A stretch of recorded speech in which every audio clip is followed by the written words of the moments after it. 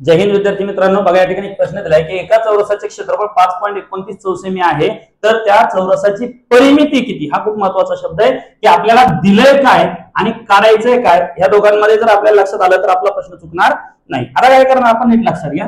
मग या ठिकाणी आपल्याला क्षेत्रफळ किती दिलंय? 5.29. क्षेत्रफळ बरोबर काय सूत्र आहे आपल्याकडे? क्षेत्रफळ बरोबर बाजूचा वर्ग, बरोबर. मग क्षेत्रफळ दिले 5.29, मग तो झाला बाजूचा वर्ग.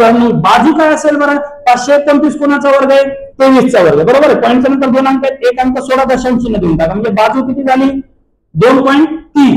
आता 2.3 दिसलं की आपण याला काय करतो? क्लिक करतो? बिलकुल नाही. आपल्याला विचारलंय काय? परिमिती विचारली. मग परिमितीचं सूत्र काय आहे? परिमिती बरोबर 4 गुणिले बाजू. मग आता 4 गुणिले 2.3, 4 त्रिक 12, हातचा 1, 4 दुने 8, 8 आणि 1 9, म्हणजे आपलं उत्तर काय आहे? 9.2 सेमी, जे पर्याय क्रमांक 4 मध्ये दिलेलं आहे. व्हिडिओ आवडला असेल तर लाईक करा. जय हिंद.